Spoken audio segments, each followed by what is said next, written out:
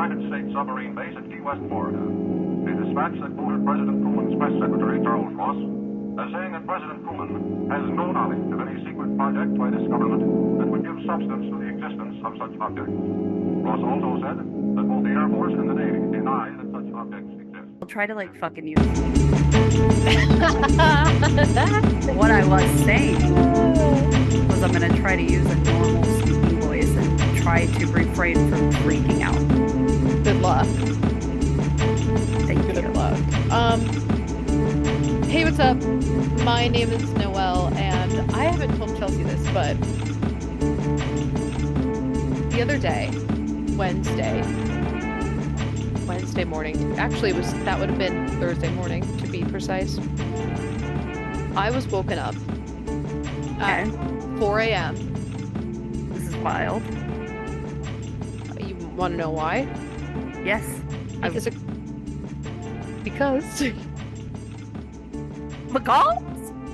Sorry. a crackhead jumped on my roof and ran. For real this time? Yes, for real this time. Oh my God. How do they get up there? I think they come on the banister railing because it's flat up there. So they just have to grab up and so then their feet are on the banister railing. They just grab the flat top and just pull themselves up. And if they're doing it on the corner, they have that upper body strength? Yeah, meth makes people crazy strong. All right. Yeah, you're right. I didn't. Sorry, meth. Sorry, meth. Wasn't aware of your game. Yeah. And if they are on the corners, so by my apartment, where the roof kind of comes down in front of my front door, they can just walk on it like that. And I've always had like an anxiety about it because I used to lock myself out of my apartment all the time, and I would climb on the tree in front of my apartment onto my balcony, and I would leave my balcony unlocked and I would get through that way. So obviously, since the activities in the neighborhood have been ramping up, I've put bars on my door. Yeah, you got it. And I was like, I could never lock myself out again. People have keys, whatever, right? So it's 4 a.m. I'm peacefully sleeping, like fucking Sleeping Beauty. And above me, because I'm on the 3rd floor, the roof is, my roof is the roof is the ceiling, is what I'm trying to say. A fucking slam, full body weight, probably 200 pounds, slams down right above me, which means they would have gotten on the roof in front of my door and potentially tried to climb on the tree that is above and fell. I'm not sure, but they fell, full body slam. So that woke me up because I was like, fuck. And then I hear them running full speed, and that's how I know it was a person, because it was 2 feet. So it wasn't 4 feet. It wasn't a fat raccoon or squirrel like it has been in the past. This was 2 human feet standing up running, and I heard them and felt each step running onto the other side of the apartment. That's scary. Yeah, I was like, my heart rate jumped. It skyrocketed because, of course, my anxiety was like, you didn't put the bars on the doors, even though they've never been touched since I put them on. How your brain does that shit. And for sure. There's 1 micro-centimeter crack in my blinds on my balcony, because I have a balcony on my this sounds bougie, but it's ghetto as fuck. Let me make that clear. Yeah, it makes it. Yeah, no. Noelle's floor is caved in. Yeah, so it's not. It's nice. It's like a balcony, but really it's 2 by 2. You shouldn't be able. It's like when the balconies are in hotels and they're not real and you can't access them and they're for show.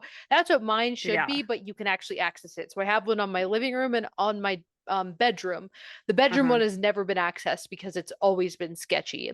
It's gonna collapse, which honestly I should go out there and jump and make some money. But I was there was 1 little crack, a micro crack, that looked out onto my balcony from my bedroom, and I was like, that motherfucker's out there. I was so bugged up about it. And then of course, the piece of shit dogs, those 2 bitch asses who want me to die so bad, who have put me in predicaments where I was almost murdered multiple times, are like, oh my God, we're up. Let's go outside. And they're all running around and they're like, let's go. They're at the door, just scratching. so excited. And I'm like, shut the fuck up. Yeah. I'm like, shit on the floor. We're not going outside. It was I just feel so like you fucked have like up. a strainer on your head and you're just holding like a golf club and you're like going around racketing at the bars and stuff, trying to Oh, scare a I crackhead got the away. blicky blicky out of the city.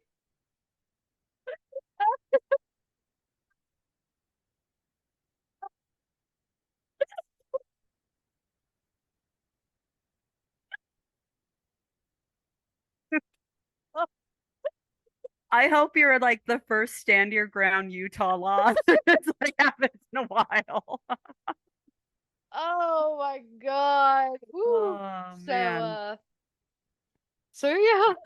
Yeah, Godspeed, dude. That's crazy Thanks. pants. Thanks, man. So that's me. Who are you? I'm just Chelsea. A little tired. I've gotten Yeah. trazodone lately, so I've been getting to bed at a reasonable hour and waking up Trazodone like my early. dog. Exactly. And gabapentin. So I'm fully Literally. dogged out. You're on the Remember when everyone was dogging me for eating the dog medicine and now everyone's taking Yeah. gabapentin? Yeah, fuck Yeah. you I'm on that. haters. I'm on that human grade shit. I got that Um, fucking gabapentin dog medicine, you bitch yeah. asses. So I do have that dog in me. Because I had to steal it from my actual dog. But yeah, Yeah, it's been great. I'm great. I Ready love for a that. super lighthearted topic that's Totally. not going to affect me at all. No, I think we'll have fun with it. I hope to God we do. I mean, we will. So, Yeah. with that said, let's get right into it. Let's talk about Epstein. Oh, and she mutes herself. I had to immediately clear my throat. I'm so sorry. Uh this air is so dry and my old frigid vocal cords can't take it. So we're gonna have a little bit of a content warning before we start. We're talking sexual abuse, trafficking, and exploitation. Take care of yourself while listening. So, Jeffrey's Epstein rise is one of those stories that feels like watching someone walk through locked doors without ever showing a key. And it's not because predators don't seek power, clearly they do, but because the speed and scale of his access makes people feel like there had to be something structural underneath it. And before we even touch on any conspiracy theories, the documented timeline already tells you something ugly. That is, the system treated it differently over and over and over again. So the public record we can track starts in Palm Beach. And according to the Associated Press timeline, Palm Beach began investigating Epstein after the family of a 14-year-old girl reported that she was molested in his mansion, and multiple underage girls later told police that he hired them for sexual massages. This phrase, sexual massages, shows up constantly in this case, and it always kind of feels like a linguistic trick, a euphemism that tries to sand down what's actually being described, but at the core, it's simple. Law enforcement had underage victims, reports, and the allegations weren't vague. So by 2006, the case enters a federal lane. The AP timeline notes that after a grand jury process in Florida, Epstein was arrested on a single prostitution charge related, and then the FBI began investigating the related charges. And this is where the story begins to harden into the thing that people will not let go of because we can't. It's not just the crime, but the protection. Because the punishment that followed never matched what the allegations suggested investigators believed they had. So in 2008, we see the deal, the one that, for a lot of people, permanently broke the illusion that justice is consistent. The AP reporting describes that Epstein pled guilty to state charges and was sentenced to 18 months. But under secret arrangement with federal prosecutors who agreed to not prosecute him for any federal crimes. And on top of that, he served much more of a work release style program where he only had to return during the day and go out during the day and then return at night. And what made the agreement extraordinarily fucking insane and corrupt wasn't just the reduced charges, it was the scope of protection it provided. The deal, formerly known as a non-prosecution agreement, NPA, was negotiated by U.S. Attorney's Office in Miami, which at the time was led by Alexander Acosta. That name sounds familiar. You'll know why in a second. The agreement granted immunity not only to Epstein from federal prosecution in the district, but also to potential unnamed, quote, co-conspirators. An agreement that not only shielded Epstein, but shielded other individuals from investigation without public accountability. The victims were not informed of the agreement before it was a finalized move, and that later was ruled to violate the Federal Crime Victims' Rights Act. A federal judge determined years later that prosecutors had broken the law by failing to notify the victims and allowing them the opportunity to confer before finalizing the deal. Epstein ultimately pleaded guilty in Florida State Court to solicitation of prostitution and solicitation of prostitution from a minor. Though sentenced to 18 months, he served about 13 months and was classified, as Chelsea said, under a work release program that allowed him to leave jail for up to 12 hours a day, 6 days a week. He worked from a private office and was transported by sheriff's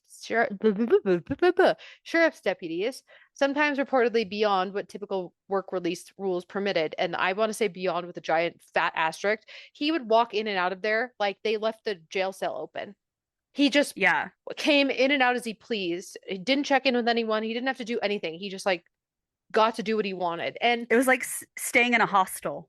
Truly. And when you go like, well, what was his job? You know, like he was nothing. He financier. No, he just got to go home and hang out. Yeah. So when the deal resurfaced in national headlines after Epstein's 2019 federal arrest, Acosta, who was then serving as the U.S. Secretary of Labor in the Trump administration, faced bipartisan criticism. He defended the agreement by claiming it secured the, quote, best possible outcome, end quote, at the time, and argued that federal prosecutors feared losing at trial. Bullshit. Why? However, mounting political pressure led to his resignation in July of 2019. For many observers, the episode became a case study in how wealth, influence, and I can't speak. Prosecutorial discretion. Prosecutorial discretion, Jesus Christ, can intersect in how unequal outcomes can erode public trust in the justice system. Now, can you tell it's been a while since we fucking recorded? Yeah, Jesus Christ. I'm so rusty, dude. I don't know how to read and then put the words that my eyes are seeing to output them in my mouth. There's a delay. So if you want the simplest explanation for why this case metastasized. Super easy word to throw in there. Into a cultural obsession. It's that a predator accused of exploiting minors receives the kind of legal mercy most people could never buy with a lifetime of good behavior. So years pass, there are civil suits, there's investigative reporting, and there's constant low hum of how the fuck is this guy still floating? And then in 2019, that case snapped back into focus at the federal level, and the AP notes that Epstein was arrested finally for federal sex trafficking charges on July 6, 2019. I was trying to remember, and put myself back into 2019 and think what happened, why finally now, and then, I should say. And it was largely because of new reporting, new victims, and federal prosecutors in a different district reopening the case, separate from the controversial 2008 Florida deal.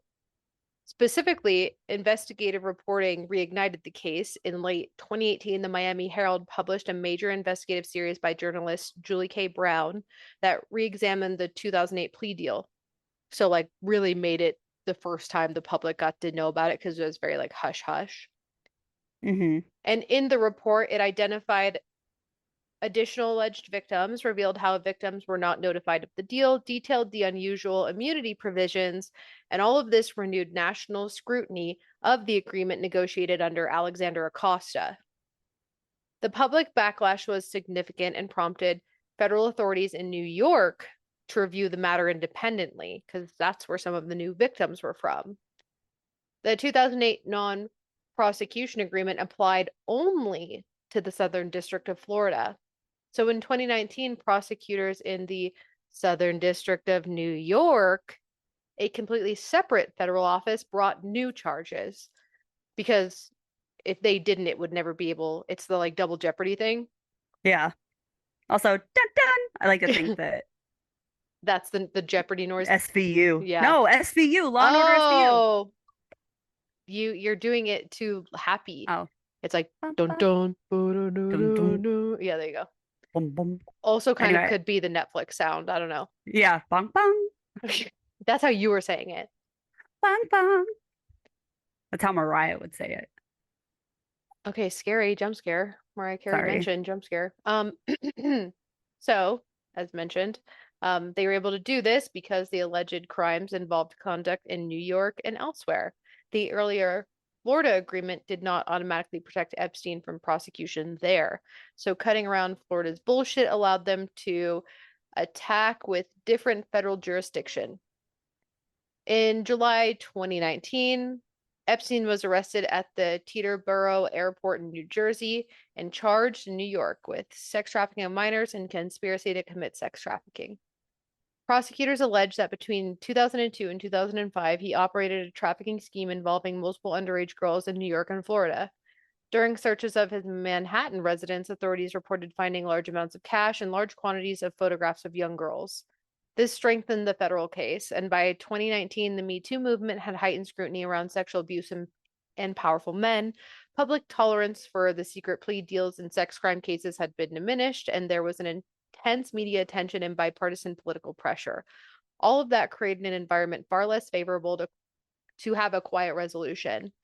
The key reason things came back around, the earlier deal was limited in scope and did not provide blanket nationwide immunity. When new prosecutors, new victims, and new evidence emerged in a different jurisdiction, they were legally able to pursue charges.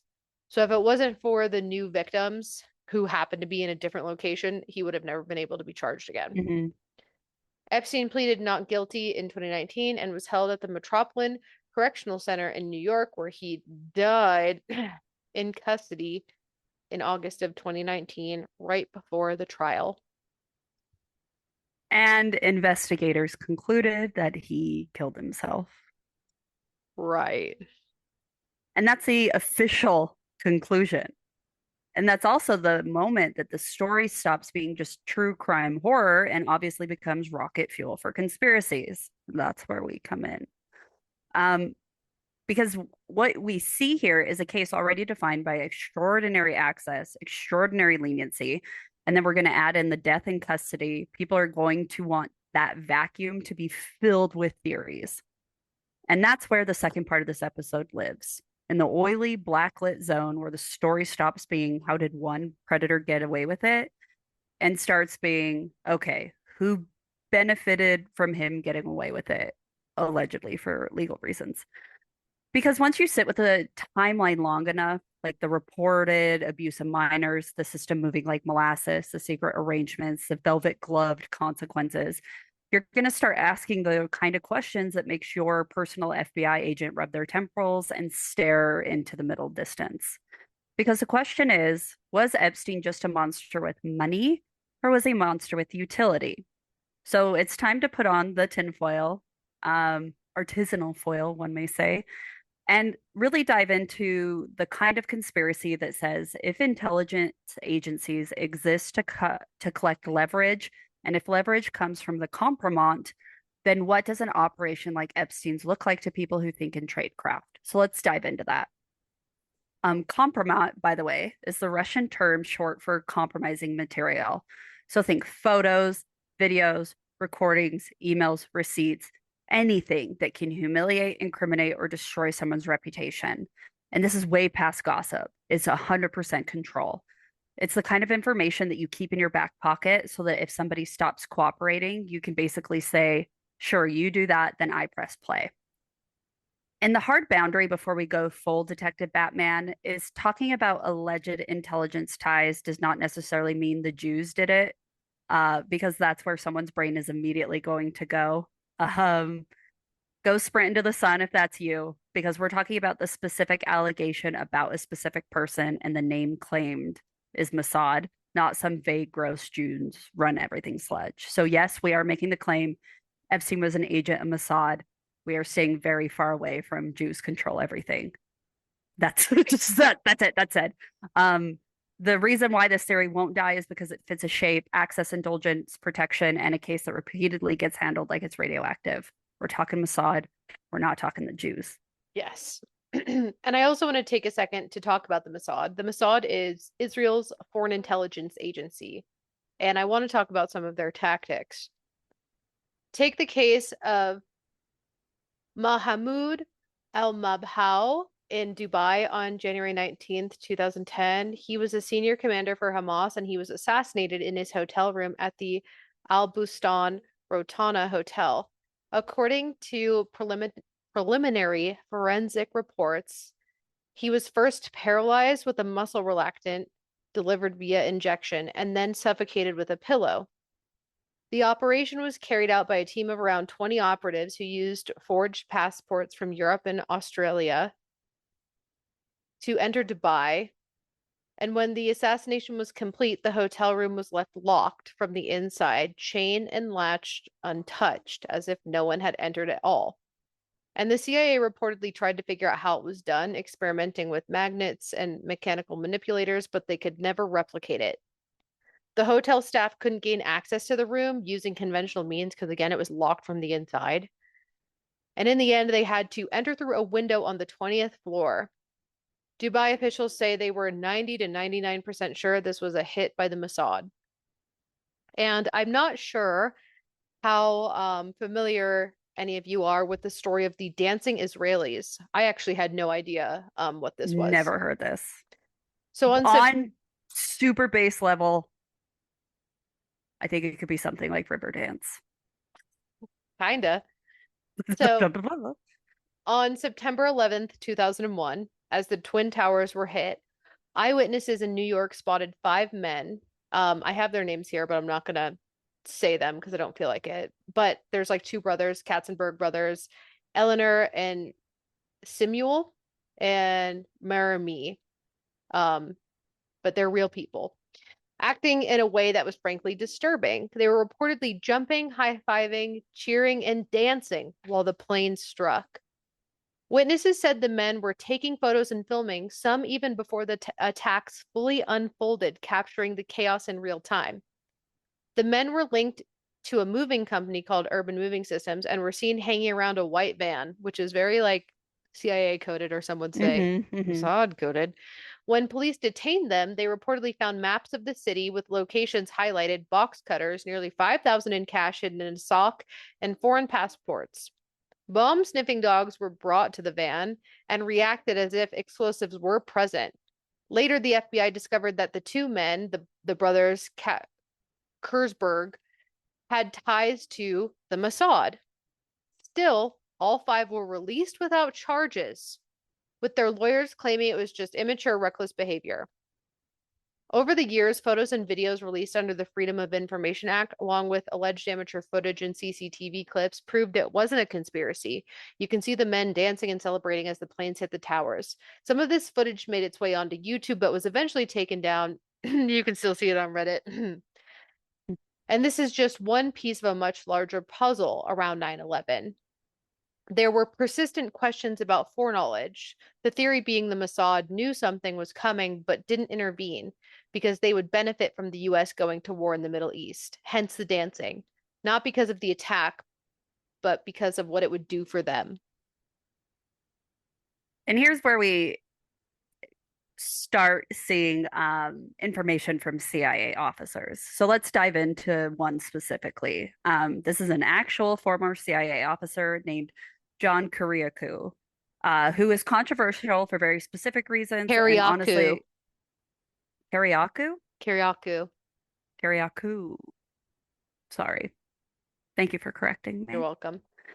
And he's, for the conspiracy community, loves him. Let's just say that. And he's not a household name because he's not a celebrity spook, but he's more of a deep cut one. He worked as a CIA counterterrorism officer before publicly becoming known as a whistleblower. And he's been in the media ecosystem for years as someone willing to talk about how intelligence services operate. His biggest claim to fame outside of conspiracy circles is that he was one of the first US officials to publicly confirm that the CIA used waterboarding, describing it as torture, and then that put a giant target on his back with Washington. When I saw this in the notes, okay, when you first wrote these notes, John Kiriakou was not on my For You page. As of 2 weeks ago, he is my entire FYP. Every day, not even more, every minute that I am online, I am seeing a new John Kiriakou clip. And it is never the same story twice. It's always new. That's how I learned about the dancing Israelis. Yeah. And that's also how I learned about the Mossad hit in Dubai, where the CIA tried to study how they did it, how they locked it from the inside with the chain and the lock bar and everything. The algorithm bringing us JK. JK is my close personal friend at this point. And don't get me wrong, I know he's not blowing the lid off of anything new. I know he's only telling us what he can, because if he was spreading real secrets that hadn't been like pre-approved by the CIA, he'd be hitting the hiding in exile like Edward Snowden, another whistleblower. Yeah. And don't get us wrong. He was prosecuted and served prison time for leaking classified I think information. It was like 30 months because he worked under John Kerry, so he was like during the Bush administration, CIA intelligence officer, but like who had like studied Middle Eastern culture and histories and like spoke Arabic, and so he was he was a real whistleblower.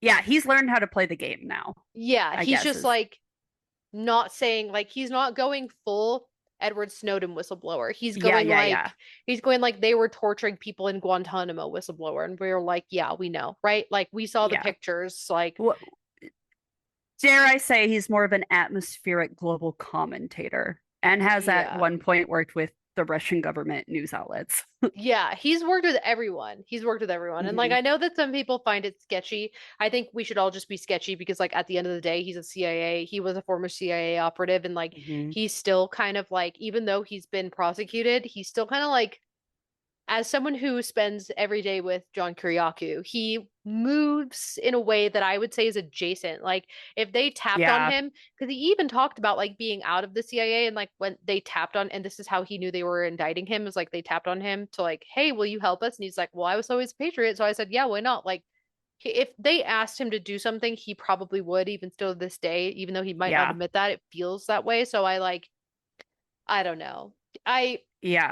I think that like we get little like pieces of his true opinions, but everything he's said is like known. It's like the CIA is allowing him to say that, or else he would be fucking, hiding offline, not doing like a podcast circuit. Right. So I guess we're gonna frame him as he's either a truth teller with scars or a guy who really has an axe to grind. So he is useful for this episode. He's offering a tradecraft lens, but it's not necessarily like court approved, verified testimony, I guess is what we're going to say. So in the IB Times UK piece, Kiriakou claims that Epstein operated like what intelligence agencies call an access agent, someone who uses wealth and proximity to get near high value targets who would be impossible to recruit directly. And he flat out says that I believe he was a Mossad access agent. It makes perfect sense to me. So we're definitely starting to see it match a pattern, because Kiriakou points at a model of this specific access agent, which is the idea that you don't recruit the head of the state directly. You recruit the person who can reliably get close to them. In the same IB Times reporting, Kiriakou lays out that logic. Like you can't come for Bill Clinton. You can't go for Bill Gates or Prince Andrew. So instead, you're going to go to someone who has regular access, and then you use money and luxury to make the targets comfortable. And if necessary, you get them into compromising positions, just in case you need compromise. So let's kind of translate this. Like, what if the island wasn't just a playground, but what if it was a trap? So Kiriakou points at something else that conspiracy people fix on, which is the surveillance angle. Again, the IB Times piece says he referenced surveillance equipment reportedly hidden throughout Epstein's properties, including in bathrooms. And he really asked the question of like, why would Epstein give a shit unless he wanted to use that information against people? So this is like another part that's going to light up for conspiracy brats, because once you add cameras to coercion, the story is shifting from predator to predator and leverage. And then Kiriakou says the quiet part out loud, quote, as I said, only the Israelis and the Russians use extortion as a motivator. And that's his framing, not ours, but it tells you exactly why the Mossad theory has traction for Epstein. It's not just Israel bad. It's really more of like, this looks like extortion and blackmail, which is going to associate to people who use statecraft. And the way that we are seeing things fall into place happens to match what Mossad has done in the past. Because, and then when you kind of hold Kiriakou's feet to the fire, he straight up states that who he thinks Epstein was working for, and he says it was the Israelis. I'm confident it was the Israelis. Mm-hmm. So are we going to treat this as proven? Not necessarily, but we are going to treat it as a named allegation from a former CIA officer, which is very different than internet vapor. Because the Mossad theory, as it exists in the wild, usually stacks into three layers. We have motive, mechanism, and overlap. So motive here would be leverage. If you can compromise powerful people, you can shape decisions without ever being on the ballot. The mechanism is the honey trap or compromise model, which would be money, exclusivity, secrecy, and shame. And the overlap is where the Israeli angle gets fed with actual names and connections. This is the part of the theory that stops being vibes and starts being, why are these worlds touching? So one overlap, for example, and one that is frequently cited, is the strand of the Ehud Bank. Ehud Barak. I don't know why I said bank. But he is a Israeli politician and former military leader who served as prime minister of Israel from 1999 to 2001 and the broader Israeli security technology orbit. So Barak visited Epstein's New York residence multiple times after Epstein's 2008 conviction.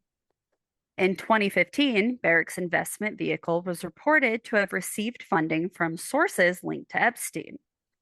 Some of that reporting connected the relationship to Carbine, an Israeli emergency response technology company whose leadership included veterans of the IDF and the intelligence community. Barak acknowledged that the relationship was there, but he stated he was unaware of any criminal activity and later said that he severed ties after Epstein's 2019 arrest. But more broadly, Epstein appeared to cultivate relationships with Israel's well-known cybersecurity and defense tech ecosystem. Israel's tech sector draws heavily from alumni of Unit 8200, the IDF Signals Intelligence Branch. Because many Israeli cybersecurity founders and executives share that background, associations within that ecosystem are sometimes interpreted by critics as implying intelligence proximity. So, separately from the claims raised by John Kiriakou, some reports have pointed to Epstein being in the same social and business ecosystem as other Israeli political leadership and security adjacent figures.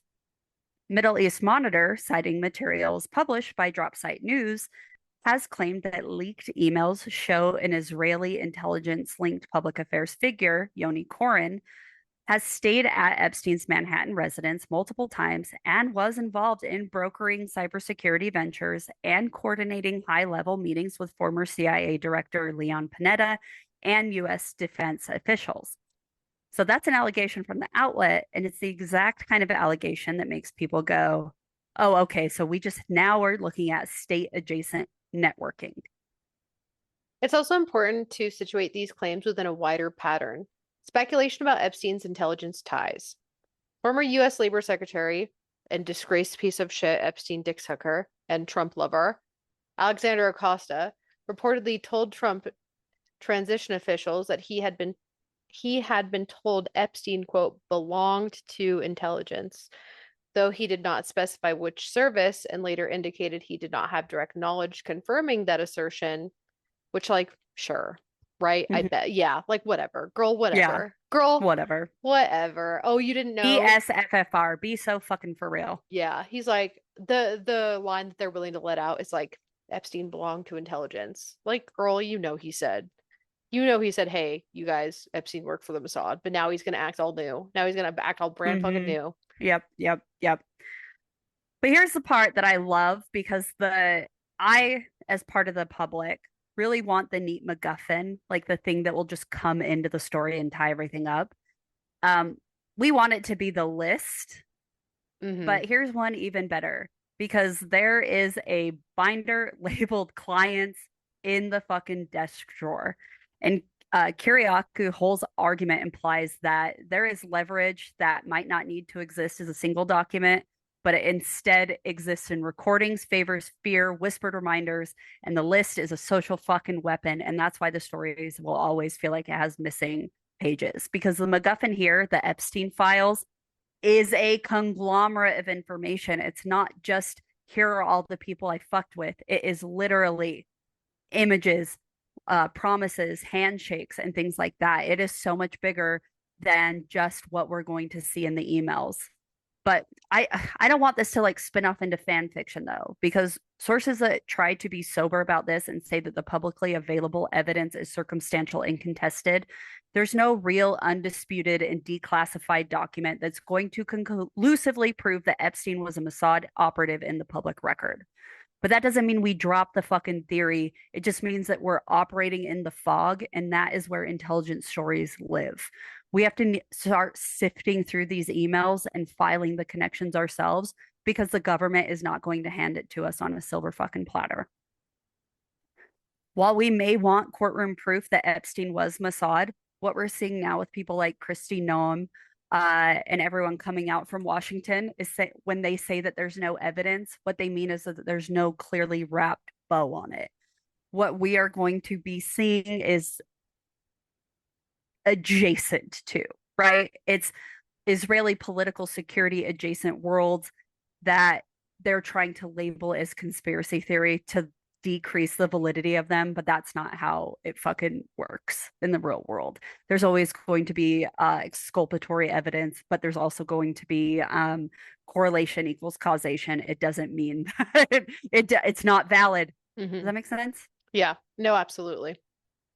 So even if the Mossad theory is only partially true, the most horrifying implication is that this trafficking operation wasn't just tolerated, but it was inherently useful. Useful enough to be protected, useful enough to be managed, and useful enough that the monster just didn't slip through the cracks, but has been living comfortably within those cracks. I think that's the main point there, like 1,000%. That, yeah, because a lot of people go like, oh my God, how could they? Like, how could they, even if they had an inkling, that like this insane sex trafficking with minors scandal was happening, like, why didn't they do anything? And it's like, do you know that there is really no limit that our government would stop at, or the Israeli government would stop at, or the Russian government would stop at to get what it wants and what it needs?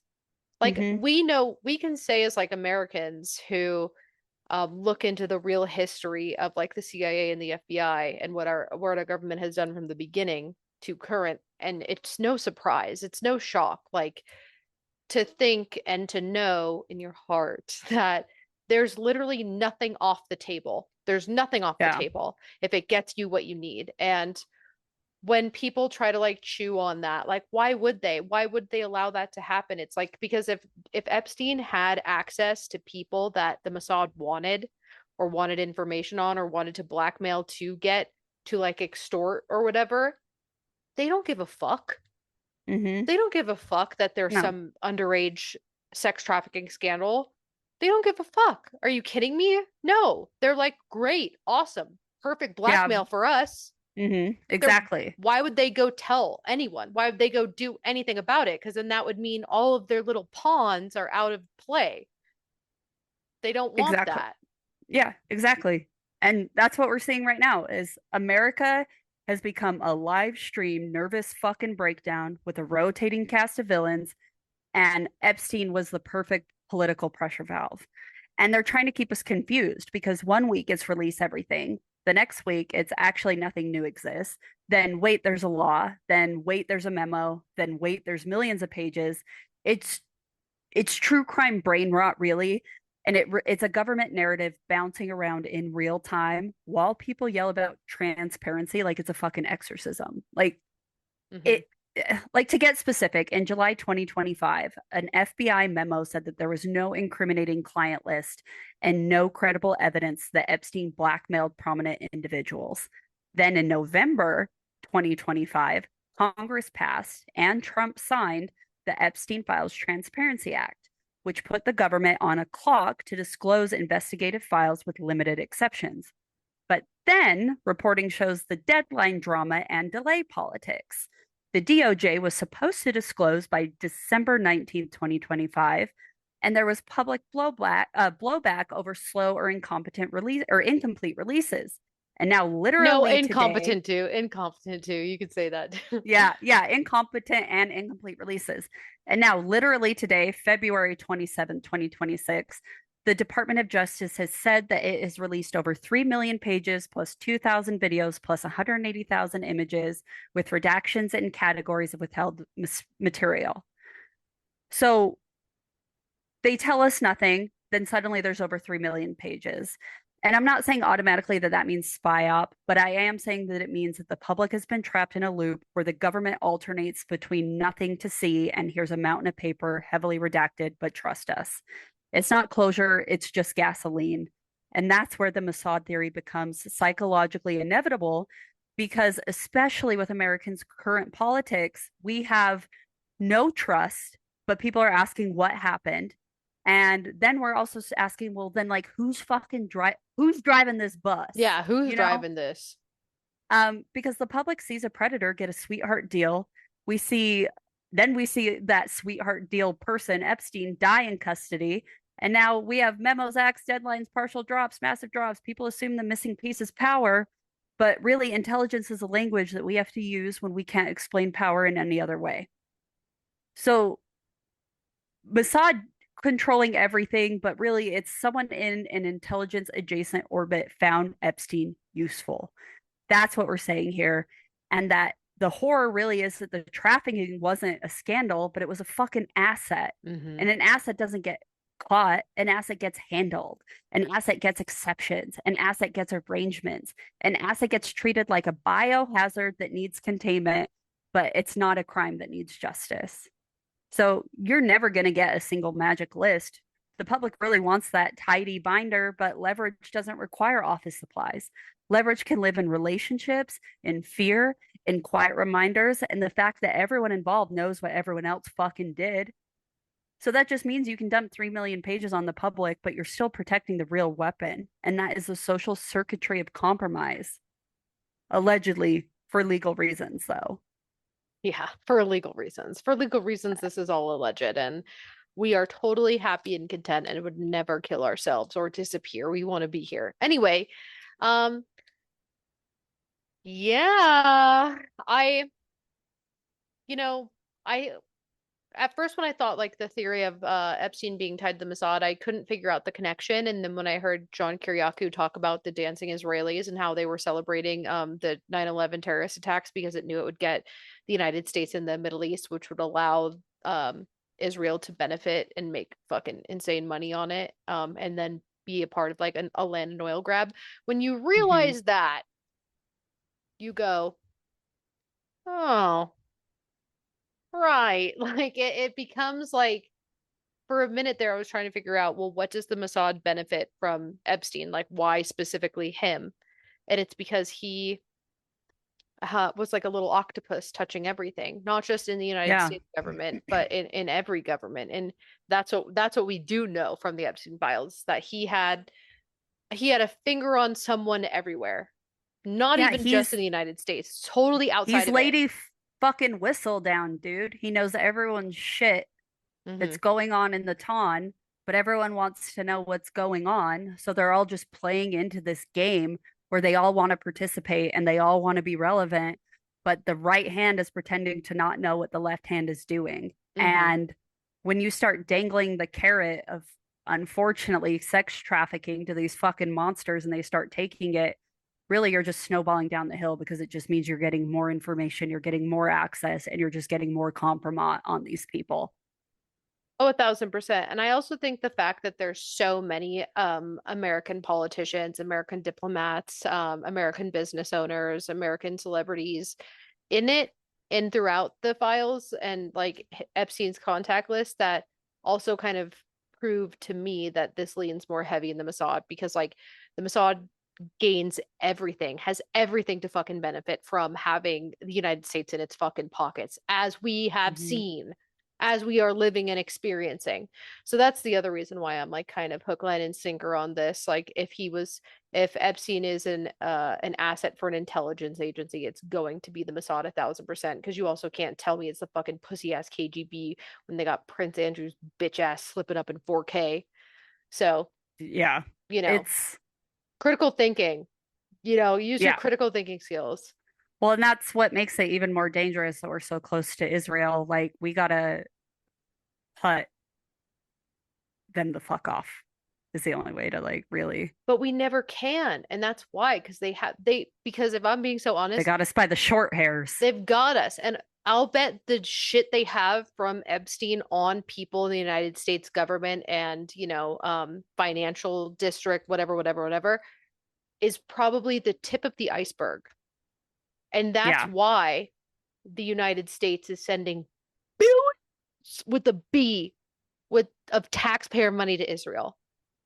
Because you Yeah. gotta go, why? Why? And it's like, bitch, because they got some shit. Are you kidding me?